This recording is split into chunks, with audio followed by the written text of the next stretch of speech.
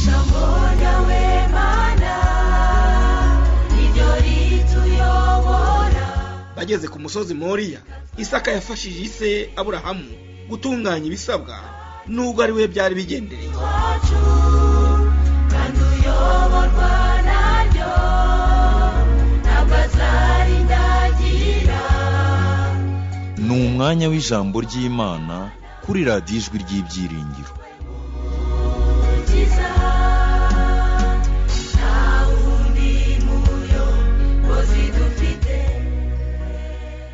Muvandimwe nshuti nkunda mukunzi w'ibya Kristo Yesu, ndagusuhuje. Amahoro y'Imana bane nawe. Tugiye gukurikirana icyigisho kivuga ngo ntiyahindutse. Ibitekerezo by'ibihimbano bifatwa vuba nk'ukuri iyo bimaze igihe kinini bivugwa. Urugero mba hano rwa Aristote n'igitagangurirwa.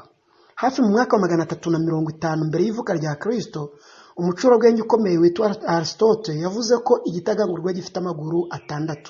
Mu binyejana 20 byakurikiyeho buri wese yemeraga ko igitagangurirwa gifite amaguru 6. Nta n'uwigeze ati igihe cye ngo ayabare.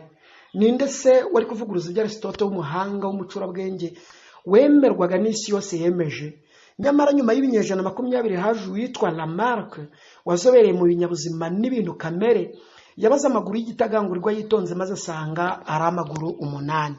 Icyo kinyoma cyari kimaze igihe kirekire cyemerwa nk'ukuri, cyamamazwa kigakwirakwizwa hose ku isi n'abanyabwenge nk'aho ari ukuri, cyataye agaciro mu gihe gito ubwo Lamarck yigomwaga umwanya we akabara amaguru y'igitagangurirwa. Ukuri k'umwimerere kandi kutagishwa impaka kwari kubonetse. Byanditswe mu ijambo ry'Imana muri Yohana igice cya 8 ku murongo wa 32 ngo namwe muzamenya ukuri kandi ukuri niko kuzababatura. Ukuri akenshi guhangana n'ibyo kamere yacu yishakira. Mubare w'igice cya 26 Imana irashishikariza Isirayeli kugendera mu nzira zayo, inakora urutonde rw'imigisha bazasukirwa iturutse ku kubaha ndetse n'ibyago bizabageraho nibaramuka bafashe umwanzuro wo gutera Imana umugongo. Mu ntambara ikomeye iri hagati y'icyiza n'ikibi, hagati y'impande ebyiri zihanganye, rumwe gusa ni uruhande rw'abagendera mu mahame ya gipagani, amahame ya Satani. Urundi ruhande gusa ni urw'abayejejwe n'amaraso y'igikomangoma Emmanuel, bari muri Kristo Yesu nawe ari muri bo. Nta ruhande rwo hagati no hagati rubaho. Kuva mu kinyejana cya 4 kugeza ubu, hari abakristo bagambiriye guhamya ko isabato yavanwe ku munsi wa 7 yimurirwa ku munsi wa mbere bakoresheje amasomo yanditswe muri Bibiliya. Ahantu 8 gusa niho bakunda gukoresha kugira ngo bashyigikire iriya myumvire tumaze kuvuga haruguru. Ayo masomo 8 rero, rimwe muri yo ni iryanditswe muri Matayo 28 umurongo wa mbere, ryanditswe ngo nuko umunsi w'isabato ushize kuwa mbere w'iminsi 7 umuseke wenda gutambika, Mariya Magadalena na Mariya wundi bajya kureba cya gituro. Ibi byanditswe nyuma y'umuzuko hagati y'umwaka wa 56 na 90, kandi aya magambo uburyo yanditswemo nta na hamwe avugwa ibyihinduka by'umunsi w'isabato. Ingeri ya Bibiliya yiswe New English Bible ivuga aya magambo muri ubu buryo iti isabato yari yahise, kandi hari hafi mu museke ku cyumweru ubwo Mariya Magadalena na Mariya wundi baje kureba igituro. Aho ingeri ya Bibiliya yitwa Authorized Version cyangwa King James Version ivuga umunsi wa mbere w'icyumweru, ingeri ya Bibiliya yitwa New English Bible ivuga ko Sunday ku cyumweru ari wo munsi wa mbere. Muri ibyo Matayo yabereye umuhamya umwe rukumbi, havugwamo iminsi 2. Umunsi uhabwa inyito yejejwe muri ariya magambo ngo isabato yari irangiye, n'akandi gaciro k'umubare kavuga ngo umunsi wa mbere w'icyumweru. Ikaba iminsi 2, inyito y'iminsi 2. Murabona neza ko umunsi wa mbere ariho hiswe ku cyumweru utatangiye mbere y'isabato. Umunsi w'icyumweru uboneka isabato irangiye. Ni iminsi 2 buri gihe ihora ibangikanye, umwe urabanza undi ugakurikiraho, kandi n'amasaha y'iyo minsi nayo aratandukanye, ntabwo ahuye. buri munsi wifitiye amasaha yawo 24 n'undi munsi ufite amasaha yawo 24. Ntabwo amasaha y'umunsi umwe yinjira mu wundi munsi, ntabwo bibaho rwose. Kubera ko isabato rero n'umunsi wo ku cyumweru, Saturday na Sunday, ari iminsi ibiri igaragara aha, ni kuki Matayo atahuje ukwimura isabato igakurwa ku munsi wa karindwi igashyirwa ku munsi wa mbere w'icyumweru nk'amabwiriza yera? Ukwera ku munsi w'icyumweru ari wo munsi wa mbere ntikugaragara hariya, kandi ntikunasobanurwa haba mu murongo ubanza cyangwa ukurikira. Amagambo avugwa hariya ntabwo tubonamo ukwera k'uwo munsi. Mu by'ukuri Mariya ntiyasuye Yesu ku munsi w'isabato, kubera ko yaruhutse bijyanye n'ibisabwa n'amategeko nk'uko byanditswe na Luka. Muri Luka igice cya 23 ku murongo wa 56 hakoreshejwe ingeri yitiriwe umwami Yakobo, biranditswe ngo basubirayo batunganya ibihumura neza n'imibavu, kandi ku munsi w'isabato bararuhuka nk'uko byategetswe. Hari andi masomo 7 ariko yose avuga ko ku cyumweru ari kuwa mbere w'iminsi 7, umunsi utagira kwera na guke, byashingirwaho tusimbuza isabato Imana yejeje ikayiha umugisha, ikayitegeka abantu bose uhereye kuri Adamu. Isomo rya kabiri ni riri muri Mariko igice cya 16 umurongo wa mbere kugeza ku wa 2. Dukurikije ibyo abahanga bavuze, ibi byanditswe na Mariko hafi imyaka 10 nyuma y'umuzuko. Mariko avuga kuri iki kintu cyabaye nk'uko byanasobanuwe na Matayo, kandi yemeranya na Matayo ko isabato yari yarangiye. Mariko igice cya 16 umurongo wa 1 n'uwa 2 nk'uko byanditswe ngo, isabato ishize Mariya Magadalena na Mariya nyina wa Yakobo na Salome bagura ibihumura neza ngo bajye gukubimusiga. Nuko mu museke ku munsi wa mbere w'iminsi 7 baragenda bagera ku gituro izuba rirashe. Nanone dufite igihamya cyo muri Bibiliya ko isabato n'icyumweru ari iminsi ibiri itandukanye. Mu by'ukuri nta kwera na guke Mariko ashyira ku munsi wa mbere mu magambo ye. No ku murongo wa 9 w'igice cya 16 Mariko ahavuga aya magambo ngo, nuko amaze kuzuka mu museke ku munsi wa mbere w'iminsi 7 abanza kubonekera Mariya Magadalena uwo yirukanyemo abadayimoni 7. Uyu murongo nawo ugaragaza ko Kristo yazutse kare mu museke kuwa mbere w'iminsi 7 ariho ku cyumweru, Sunday, Dimanche. Ariko uwo munsi wa mbere nta jambo na rimwe ryerekana ku buryo bwihariye ko ukwiriye kuba isabato nshya y'abakristo. Na Luka yarabihamije kuko hari amasomo yabivuzemo agaragaza neza ko uwo munsi utagira kwera kwihariye. Luka igice cya 24 umurongo wa mbere hongera kutugaragariza isomo rya 4 rivuga ngo, kuwa mbere w'iminsi 7 kare mu museke bajya ku gituro bajyanye bya bihumura neza batunganije. Kristo yabambwe kuwa 6 mutagatifu mbere ya saa 6, mbere y'uko izuba rirenga yari amaze gupfa, kandi uwo munsi wari uwo kwitegura kuko isabato yendaga kugera nk'uko byanditswe muri Luka igice cya 23 umurongo wa 54 n'uwa 56 handitswe aya magambo avuga ngo, hari ku munsi wo kwitegura isabato yenda gusohora, ku munsi Yesu yabambweho. Umurongo wa 56 basubirayo batunganya ibihumura neza n'imibavu, kandi ku munsi w'isabato bararuhuka nk'uko byategetswe. Muvandimwe inshuti nkunda ukurikiye iki cyigisho, nta kintu na kimwe gishya Luka avuga ko umunsi wa mbere waba wareguriwe isabato y'abakristo cyangwa se ikiruhuko cy'abakristo nyuma y'umuzuko. Umunsi wa 6 Friday, Vendredi witwaga uwo kwitegura. Bivuga ukwitegura isabato. Isabato yendaga gusohora izuba ryari rirenze, nkuko tubisoma mu Balewi igice cya 23 umurongo wa 23. Isabato yubahirizwaga kuva kuwa 6, kuva Friday, kuva Vendredi nimugoroba kugeza kuwa 7 Samedi, Saturday nimugoroba izuba rirenze. Imana yagennye ko umunsi ubarwa kuva izuba rirenze kugeza nanone izuba rirenze, kandi ibyo ni ukuva mu ntangiriro z'amateka y'isi kuzageza iteka n'iteka. Iminsi igihe icyo ari cyo cyose izaba igikomeje kubarwa, nk'uko tubisoma mu gitabo cy'umuhanuzi Yesaya igice cya 66 umurongo wa 21 kugeza wa 23. kandi nk'uko tubisoma mu ntangiriro zo kuremwa kw'isi mu gitabo cy'itangiriro igice cya mbere umurongo wa mbere kugeza ku wa 5 haranditswe ngo buragoroba buracya, umunsi utangira nimugoroba izuba rirenze ukazageza ejo nimugoroba izuba rirenze. Kandi nk'uko tubisoma mu itangiriro igice cya mbere ku murongo wa 8. Isomo rya 5 nshuti mukundwa uteze amatwi iki cyigisho turaribona muri Yohana igice cya 20 umurongo wa mbere ryanditswe ngo kuwa mbere w'iminsi 7 mu rubungabungo hatarabona, Mariya Magadalena aza ku gituro asanga igitare gikuwe ku gituro. Iri somo naryo benshi bashobora kuryifashisha bavuga ko kuwa mbere w'iminsi 7 mu rubungabungo cyangwa kuri uwo munsi ariho hagomba kuba amateraniro yo kuramya, ariko ibyanditswe byera ndetse n'intumwa na Mwuka Wera ntaho badusobanurira ko ariko bimeze. Twese tuzi neza ko ubutumwa bwiza bwa Yesu Kristo uko bwanditswe na Matayo, Mariko, Luka na Yohana buvuga iby'umurimo wa Kristo ku isi mu buryo buhwanye. Niyo mpamvu habayeho gusubiramo aya masomo ari hejuru. Nta kintu na kimwe kivugwa ku kwera ku munsi wa mbere, nta kintu kigaragaza ko umunsi wa mbere ukwiriye gukomezwa nk'ikiruhuko shingiro cy'idini gisimbuye itegeko rya 4. Hifashishijwe ari amasomo nta kintu na kimwe turi kubona.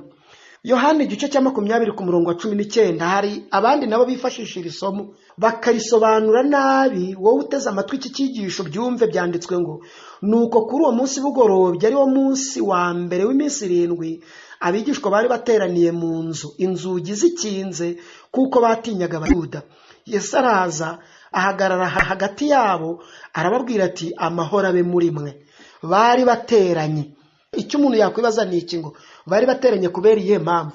Bari bateranye ku mpamvu zo kuramya, bari bateranye ku mpamvu zo kuruhuka, bari bateranye ku mpamvu z'ubwoba, kandi tubwiye ngo inzugi zari zikinze. Reka tubyinjiremo. Iri somo ntacyo ritubwira ku kuba bigishwa bari bateranye bizihiza umuzuko wa Kristo. Mu by'ukuri ahubwo n'amakuru y'umuzuko bayafataga nk'ibihuha, ntabwo bayemeraga. Kugira ngo ushobore kumva neza ko bayafataga nk'ibihuha, igihamya kiraboneka muri Luka igice cya 24 umurongo wa 10 kugeza ku wa 11. Wumve neza ko Kristo azuka ayo makuru bayafashe nk'impuha, n'igihe babishyirwaga babyumvise nk'impuha. Umurongo wa 10 haranditswe ngo abo ni Mariya Magadalena na Yohana na Mariya nyina wa Yakobo n'abandi bagore bari bari hamwe nabo babwira intumwa ibyo babonye. Ariko ayo magambo ababera nk'impuha, ntibayemera. Ntibemeraga umuzuko. Kubw'ibyo rero niba batari bari kwemera umuzuko, guterana kwabo ntikwari ukwizihiza umuzuko, ahubwo bari bateranye kubera indi mpamvu. Byanditswe ngo inzugi zari zikinze. Kuki bakinze? Kuko batari mu nama cyangwa se mu kwizihiza umuzuko wa Kristo, ahubwo nuko batinyaga Abayuda. Izi ntumwa zatinyaga gupfa muri kiriya gihe zitari zagasukiye Mwuka Wera, bari bari mu cyumba bitewe no kurwana ku buzima bwabo. Bari bihisha akarengane k'Abayuda. Bari bateranyijwe n'ubwoba, ni amateraniro y'ubwoba. Ntabwo ari amateraniro yo kuzuzwa Mwuka Wera, si amateraniro yo guhimbaza, si amateraniro y'ibyishimo. Nta nubwo bari bateranye byo gusenga, ahubwo bari bihishe, bafashe icyo cyumba bakihishamo. Bari bateranijwe n'ubwoba, ntabwo bari bateranijwe no kuramya. Ibi nta gihamya na kimwe bifite cyo kuba twakwizihiza icyumweru kuko ari wo munsi Kristo yazutseho, kuko tubonye n'intumwa zateraniye muri kiriya cyumba ku bw'ubwoba, kandi amakuru zari zifite ntabwo bayemeraga. Ntabwo rero twemerewe guterana kuri uwo munsi cyangwa ngo tuwubahirize nka Pasika. Bibiliya yigisha ko umubatizo ari urwibutso rw'umuzuko wa Kristo, nk'uko byanditswe mu rwandiko rwa mbere rwa Petero igice cya 3 umurongo 21 ngo na nuba amazi niyo akibakiza namwe mu buryo bw'igishushanyo cyo kubatizwa. Ubwo buryo bw'igishushanyo cyo kubatizwa rero muri uwo mubatizo nimwo tuzuranwa na Kristo Yesu, ribakirisha kuzuka kwa Kristo. Ntabwo rero ari icyumweru kibitwibutsa, ntabwo ari umunsi runaka twibutsa iby'umuzuko wa Kristo Yesu. Kandi iyo tugiye ku ifunguro ryera twibuka gupfa, guhamwa no kuzuka kwa Kristo, nkuko tubisoma mu rwandiko rwa mbere rw'Abakorinto igice cya 5 ku murongo wa 7. Nawe atumenyesha neza ko tugomba kwizihiza umuzuko wa Kristo Yesu ari uko turi ku ifunguro ryera, kandi tukizihiza umuzuko wa Kristo Yesu turi kwiga ibye, tutizihiza umuzuko wa Kristo Yesu ku munsi runaka. Kuko byanditswe ngo nuko nimwiyeze umusemburo wa kera kugira ngo mube irobe rishya, mube mutakiri umusemburo wa kera koko, kuko pasika yacu yatambwe ari we Kristo Yesu. Mu ifunguro ryera rero twibuka gupfa, guhambwa no kuzuka kwa Kristo Yesu. Iryo ryari isomo rya gatandatu ribitumenyesha. Mu gitabo cy'ibyakozwe n'intumwa cyanditswe na Dr. Luka habonekamo gahunda zerekeranye n'isabato zigera kuri 84. Hari umurongo umwe gusa uvuga ku munsi wa mbere mu gitabo cy'ibyakozwe n'intumwa, kandi nawo nta nubwo ushyigikira ibyo kweza uwo munsi wa mbere. Uwo murongo n'uyu uboneka mu byakozwe n'intumwa igice cya 20 umurongo wa 7, wanditswe ngo kuwa mbere w'iminsi 7 duteranira kumanyagura imitsima. Pawulo arabaganirira ashaka kuvayo mu gitondo, akomeza amagambo ageza mu gicuku. Bamwe mu bigisha iby'iyobokamana rya Gikristo muri iki kinyejana bakunze kwifashisha aya magambo ngo kuwa mbere w'iminsi 7 duteranira kumanyagura imitsima, bitewe no kudasobanukirwa ingeri ya Bibiliya yakoreshejwe, cyangwa se kudasobanukirwa kubara iminsi nibyo bibitera. Umva nawe, ingeri ya Bibiliya yitwa New English Version yo igaragaza icyo gihe. Byanditswe muri yo ngo igihe abigishwa bateraniraga hamwe ngo bamanyagura imitsima ku munsi wa 7 nijoro, kugira ngo bamanyagure imitsima, Pawulo wagombaga kugenda ku munsi ukurikiyeho arabaganirira maze akomeza kuvuga kugeza saa 6 z'ijoro. Uyu murongo rero uboneka mu byakozwe n'intumwa igice cya 20 ku murongo wa 7 ntutanga uburenganzira bwo kuruhuka ku cyumweru gisimbuje isabato y'Uwiteka. Uku guteranira hamwe kwa nimugoroba isabato isoje kuvugwa ku munsi wa mbere w'icyumweru muri iriya somo kuvugwa ku wa mbere w'icyumweru nijoro. Umunsi wa mbere w'icyumweru rero utangira w'isabato usoje hakurikije Bibiliya. Ingeri ya Bibiliya yitwa New English Bible ibishyira mu mvugo yo muri iki gihe maze igakoresha aya magambo ngo kuwa 7 nijoro. Byanditswe ko Pawulo yakomeje ikiganiro cye kugeza saa 6 z'ijoro kuri uwo munsi nk'uko twamaze kubisoma. Muri make basoje gahunda yo kuramya yo kwisabato, bakomerezaho muri uwo mugoroba bageza mu gicuku, kuko umurongo wa 8 uravuga ngo kandi hariho amatabaza menshi mu cyumba cyo hejuru aho twari duteraniye. Ntabwo rero bagombaga gucana amatara ari ku manywa, kuko amanywa bari bari kumurikirwa n'umucyo w'amanywa.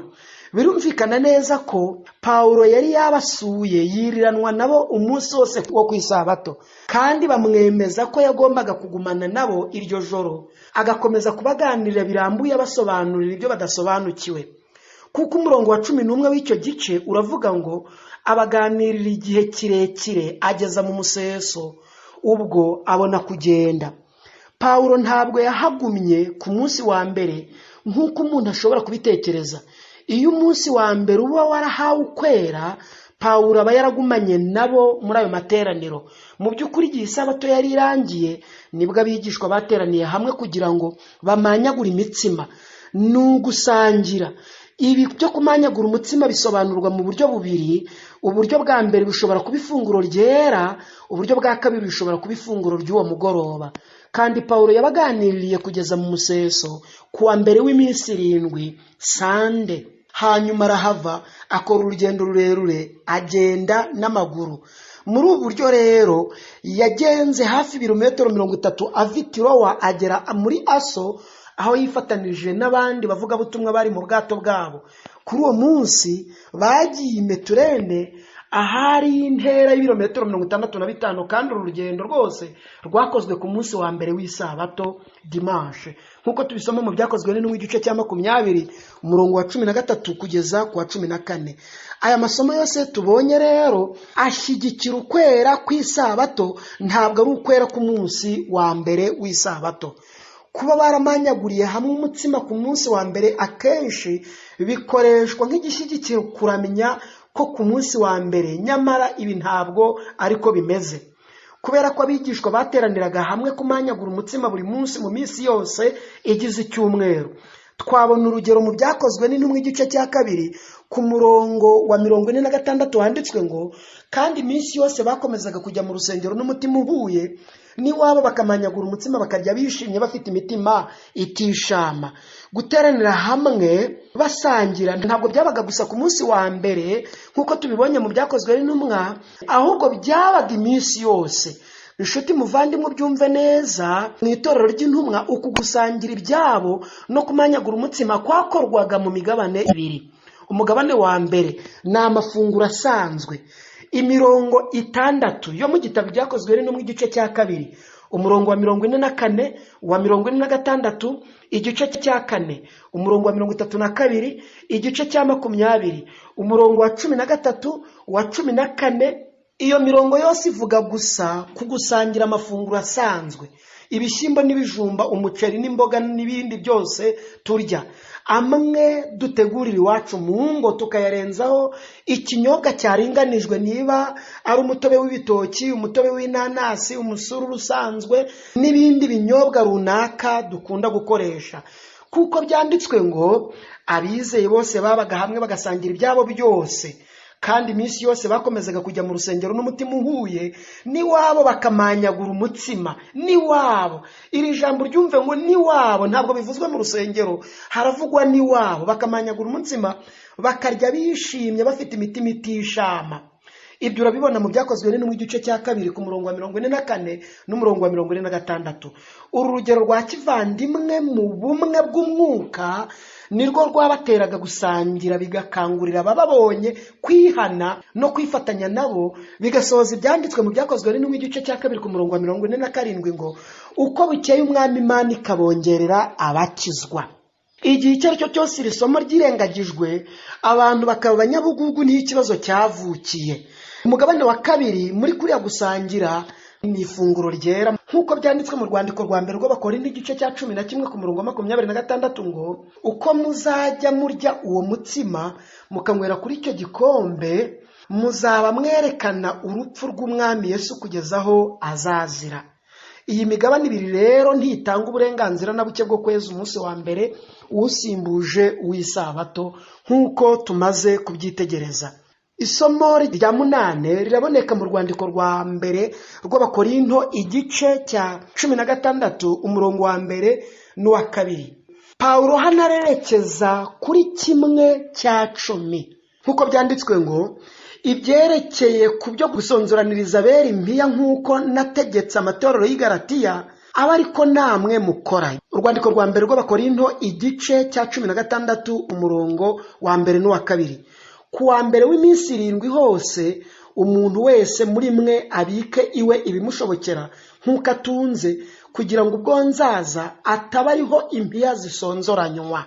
Paulo hanarerekeza kuri 1/10 n'amaturo bigenewe kugira uruhare mu murimo w'Imana. Ibi byagombaga gukorwa buri munsi wa mbere w'icyumweru. Umukozi yahabwaga igihembo cye kuwa gatandatu, Friday.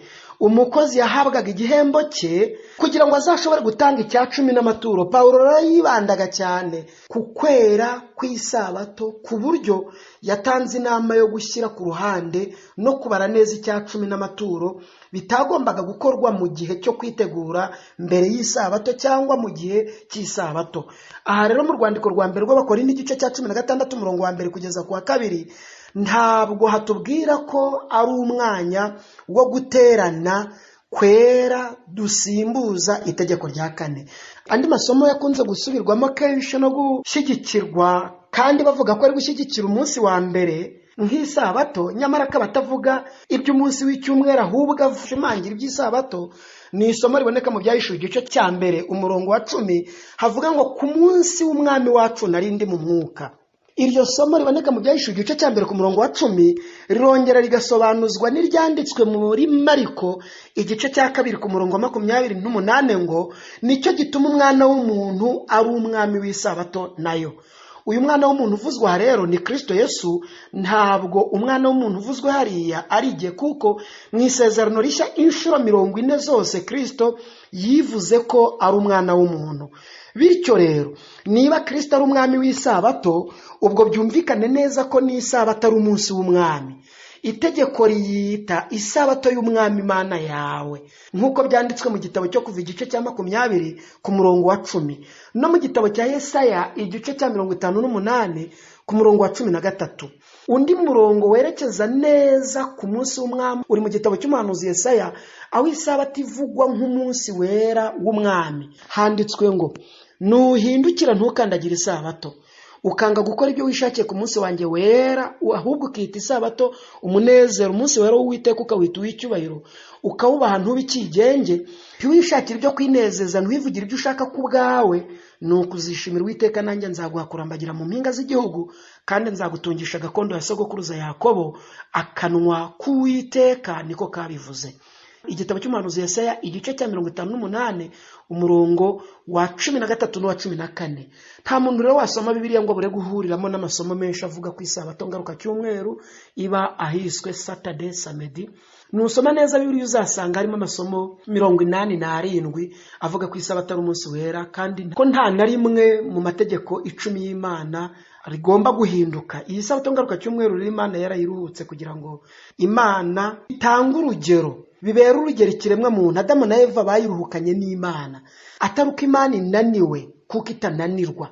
Ibura bisoma muri Yesaya igice cya 40 ku murongo wa 28, na Yohana igice cya 5 umurongo wa 17, maze mwitangirira igice cya 2 ku murongo wa 1 kugeza ku wa 3 ukabigihamya cyuko Imana yaruhukanye na Adamu na Eva iyi sabato. Kwari ukugira ngo itangirane nabo urugendo rwo kwizera, kandi bibera urugero ikiremwa muntu mu mateka yacyo yose, kugira ngo hatazabaho kwijijisha.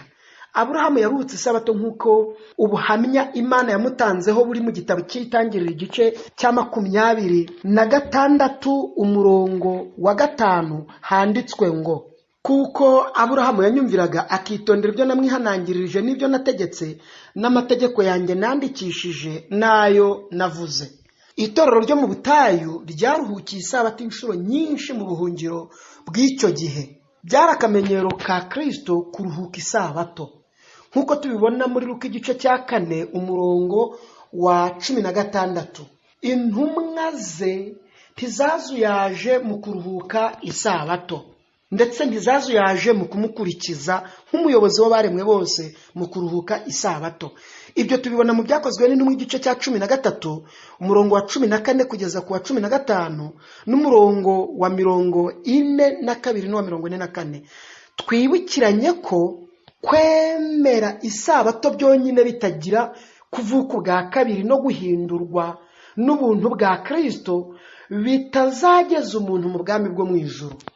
Kwirata ishyanga ntibyabuza urimbuka kurimbuka, keretse yaramenyanye n'umwami nyir'iryo shyanga.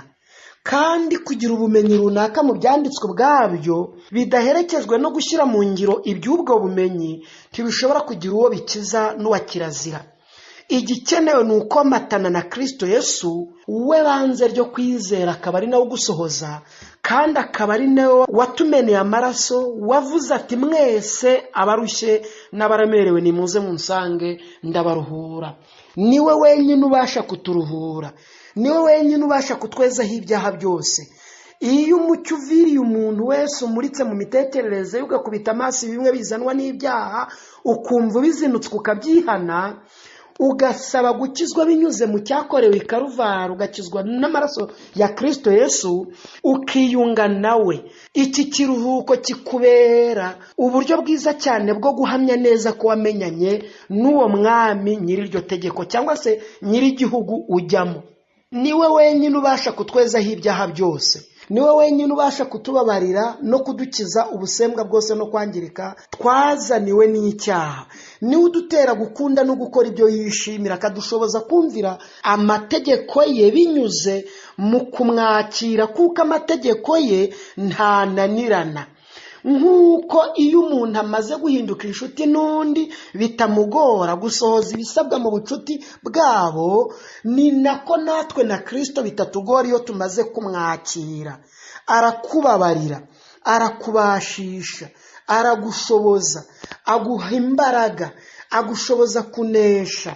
Ni nawe uba ugomba gutamurura umwijima w'imitekerereze yose irwanya ukuri, ugashikama muri kwa kuri, kuko ni nawe uduha ibishyigikizo byose bibidufashamo, kandi mwuka wera iyo amaze kuboneka mu mitima yacu aratuyobora, aradukomeza, adutera gukunda no gukora ibyo Kristo Yesu yishimira, kuko byanditswe ngo azabayobora mu kuri kose.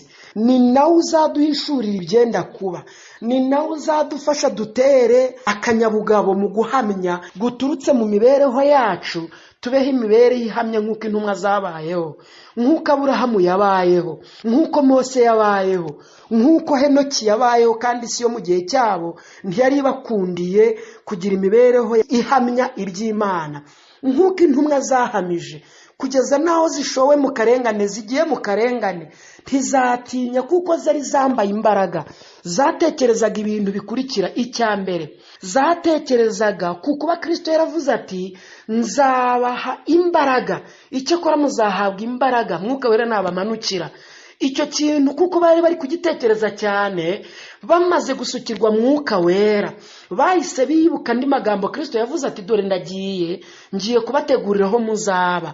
Bamaze kuyazirikana no kuyasobanukirwa neza, bamaze kwibuka ko basukiwe mwuka wera ku kigero nk'uko byahanuwe n'abahanuzi batandukanye, kandi ko ijuru ryasutse izo mbaraga muri bo, bumvise neza ko no kugaruka kwa Kristo nako kwegereje, ari ejo bundi mu kanya gato cyane nk'uko umuntu yabitekereza atyo, maze si ukwitanga binjirana imbaraga mu murimo w'Imana. N'ubu nuko igihe icyo ari cyo cyose habayeho kwiyumvamo umushyikirano hagati y'umunyabyaha n'Imana, hagati y'umunyabyaha na Kristo, hakabaho gukorwaho, gukangurwa. Icyo gihe igisabwa cyose mu bya Kristo, igisabwa kureka cyose urakireka.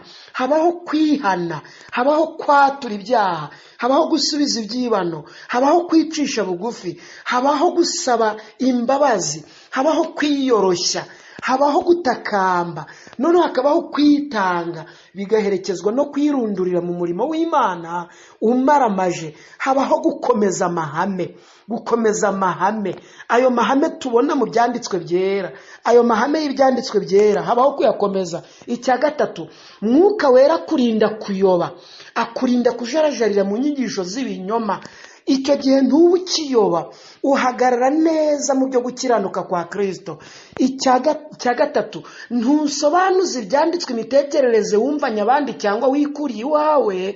Icyo gihe uhagarara neza mu byanditswe byera, kandi icyo udasobanukiwe uragisabira ukabyingingira, kuko uba ufitanye umushyikirano na Kristo Yesu. Muri icyo kiganiro aragusobanurira. Ntubaho imibereho ihiringuturanya, ntubaho imibereho irwanya, ntubaho imibereho iteza ibibazo. Kandi ku kijyanye n'imibereho mibi, imibereho itari myiza, imibereho igayisha amahame, iyo mibereho urayirwanya, kuko uzi neza ko umwami wawe atayemera. Kubw'ibyo nshuti mukundwa rero, umaze gusobanukirwa no gukurikirana neza iki cyigisho cyatubwiraga ngo ntiyahindutse. Ari Kristo ntiyahindutse, ari itegeko ry'Imana ntiryahindutse, ari Imana ntiyahindutse. N'uwemera Kristo ntahinduka, ntashobora guhinduka ngo ajarajare, ngo ashidikanye, ntajya mu nyigisho ziyobya. Ahagarara mu kuri nk'uko kuri, kandi ku iherezo ukuri kuzanesha. Muvandimwe inshuti nkunda, ndagusabira kwakira Kristo Yesu, ndagusabira kumwakirana n'ibye byose, ndagusabira kwakira ubushobozi bukubashisha kunesha, butegeka imitekerereze y'umutima wa kamere urwanya Imana, ugahagarara mu kuri kw'ijambo ryayo, ugahagarara mu murongo ugororotse uhamya, aho n'ukwitegereje avuga ati uyu ni uwa Kristo. Nk'uko intumwa zahagaze muri ubwo buryo zikitwa ayo mazina, nk'uko tubibona mu byakozwe n'intumwa igice cya 4 ku murongo wa 13 handitswe ngo babonye ubushizi bw'amanga bwa Petero na Yohana, kandi bamenye ko ari abaswa batigishijwe, baratangara, maze bibuka ko babanaga na Yesu. Ndifuza ko ukwitegereje wese yibuka uwaguhinduye, akamenya uko wahindutse, kandi ko wahindutse by'ukuri wahinduwe na Kristo Yesu. Uwo niwe wenyine ubasha kutugeza ku kuzura k'ubumana n'agakiza. uwo niwe ubasha kudutera kugira imibereho inoze iryoheye abandi, imibereho ya gikristo.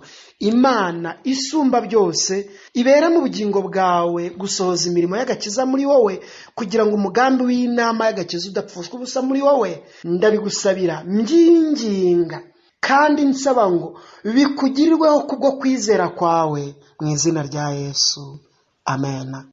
ijambo ryawe mana niryo rituyobora. bageze ku musozi Moriya, Isaka yafashije ise Aburahamu gutunganya ibisabwa nubwo ari we byari bigendereye. Wacu kandi uyoborwa naryo ntabwo azarindagira. uwo wari umwanya w'ijambo ry'Imana kuri radiyo ijwi ry'ibyiringiro. Kiza